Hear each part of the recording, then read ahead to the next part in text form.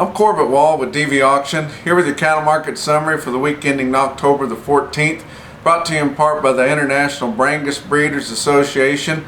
If you've got fescue problems, Brangus cattle have a natural heat tolerance and can fight off the elevated body temperatures brought on by the endophytes and toxic fescue. Implement reliable Brangus genetics. Build with Brangus to build your bottom line. For more information or find a breeder near you, visit gobrangus.com. You know, this market, I know we've been in a horrible wreck here and everybody's been suffering it to some extent, but if you really just take a step back and look at it, this market is really just a circle of life. And if you're like me and you've had children in the last 20 years, you've sure seen the Lion King more times than you care to remember. But you just look back at that, and that's just a natural progression of things. We're going to clean the slate, we're going to weed things out, we're going to kind of have a survival of the fittest again. It's kind of like forest fires. Everybody has a fit when there's a forest fire, and that's just a natural. They've been having forest fires for thousands and thousands of years, and it cleans things out and starts over. And the problem is when somebody goes in and builds them a fantastic home, secluded way back up in the forest, and their house burns down. Well, that's the breaks. That's what happens whenever you do something like that. It's kind of like building it out on the cliff overlooking the ocean. When that cliff falls off, so does the house. But you know, that's kind of the way people get caught up in this market, and it's really your conservative operations that handle this the best. We would like to say that we could stay diversified. Really, for your average producer, diversification in animal agriculture is not really something you can have anymore. You know, 50, 60 years ago, you know, people would feed hogs and they would raise crops, and they would feed cattle, and they would have a few cows and calves, and surely one of those things would stave off all the losses from the other, where they could make it from year to year. But really not an opportunity to do that a whole lot. But you look at your packers, they're well diversified. You know, they feed a lot of cattle, they kill cattle, they sell beef, and then they're all involved in hog production, and they're all involved in poultry and everything else, which keeps them kind of balanced out, which allows them to withstand it when things are tough. But the packers, of course, haven't had a bad week so far this year. And it's really on the shoulders of the cattle people.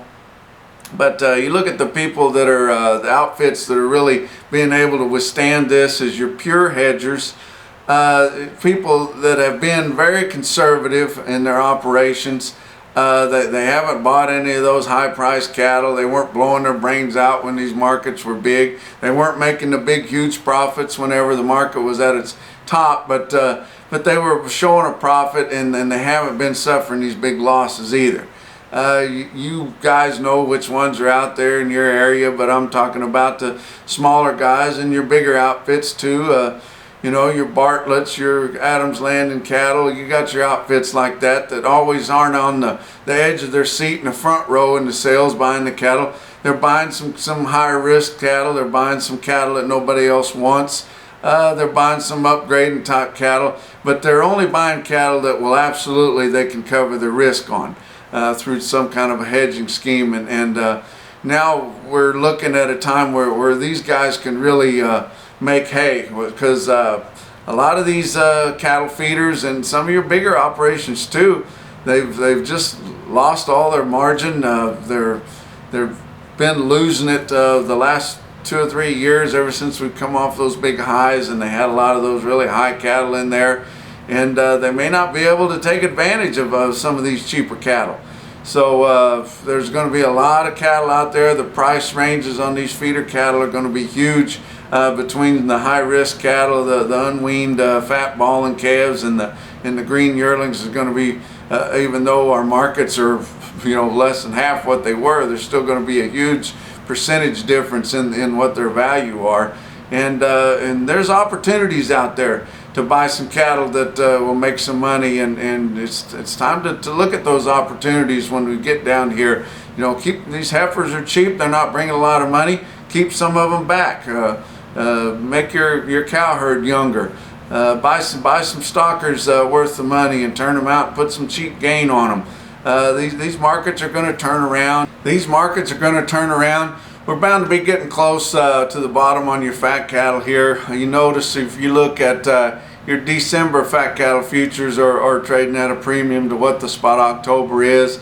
And then there's a big push from these packers to try to contract and sew some cattle up further down towards the end of the year. They wouldn't be doing that if this thing was going to go a whole lot lower. So we're getting pretty close down to the end. It may take a while for these feeder cattle to turn around, but a guy's got to have some of them if he's going to take advantage of that. But you look at your futures for this week, your live cattle on the December contract. Monday was down a $3 limit. Tuesday was down 95. Wednesday down $1.10. Thursday down $1.85. Friday it was time to start taking some profits for those traders there in Chicago, and it was back up $1.27. With the December ending the week at 97.45, which was down 5.60 for the week. October spot market was at 95.90. You look at your feeder cattle on the November contract. Remember that November contract is based on an 800-pound steer, not a 750-pound steer like it has been for a long time. So that should kind of close or account for part of that gap between the October and the November. But your November feeder cattle on Monday were down $2.75. Tuesday down 45 cents, Wednesday down $1.80, Thursday down $2.95, and Friday up just 82 cents to end the week, with November at $115.65, which was down $7.12 for the week. October spot feeders were at $120.37. Your fat cattle trade for the week on a light negotiated trade, because there wasn't a whole lot sold on Friday there, but Thursday or through Thursday had 40,400 head. And don't get down on that, because that wasn't a complete showless clearance. Look at that as an opportunity, because these packers, they need to keep those kills up. They're making a lot of money, and they're going to be needing cattle here coming in next week sometime. So it's a good opportunity to dig the heels in and say enough's enough on this bleeding, and put some bottom in this market here on a cash side. But most of your live trade was $98, especially in the Southern Plains, which was $4 lower than last week. But you look at your weighted average through Thursday, it's a lot closer to $97.50. So there was several sales there below that $98. Dress sales $154 to $155, which was $4 to $5 lower. And these cash prices are the lowest they've been since 2010. But you look at your weighted average through Thursday, there is real close to 154. Box beef cutout values were lower again this past week, but it's getting to the time where they're starting to settle down a little bit, and we're expecting a rally here, your fall rally, which should be coming, and they weren't down quite as hard or as erratic as they've been, and not down too hard at the end of the week, which spells good for this week's trade. But your average sales for the week, choice carcasses 182.43, which was down 229. Selects at 172.89, down 317. And your choice select spread is over $9.50 now. So you guys in the Northern Plains, quit taking less for your cattle. You got some high grading cattle there, 80% choice or better. These packers need those cattle, and they want those cattle. Make them pay for them. Your slaughter for last week, 601,000 estimated there. Was really going towards more than that, but had a disappointing Saturday estimation at only 38,000 compared to 53,000 the prior week. But you know, they may end up with a bigger Saturday than that and have to adjust. But so far your estimations were at 601,000, which was 4,000 less than last week and 30,000 more than the same week a year ago. And our year-to-date slaughter is up almost 5%. Look at your cash feeder cattle. You know, we started out steady early on a Monday last week there, and everybody was looking for this thing to kind of settle down a little bit and start out steady. And through most of the day on Monday, it was steady, but then the board closed so much lower, and then by the middle of the week, most of your auctions were at least $5 to $10 lower, and a lot of them as much as $13 or $14 lower, even on your yearlings, especially on your yearling heifers. And but your calf prices were sure $5 to $10 lower on your weaned calves and on your lightweights. Get into some of those heavy calves and your fat ballers weighing over 600 pounds, you know, a lot of those $15, $20 lower. And you know, for an unweaned ball and fat heifer weighing over 6, you know, you're looking at under $1 in most places for one of those. So you know, there's opportunities there. They're still cattle, and if they're fat, they must have been doing good, or they wouldn't be fat, and they'll keep rolling on.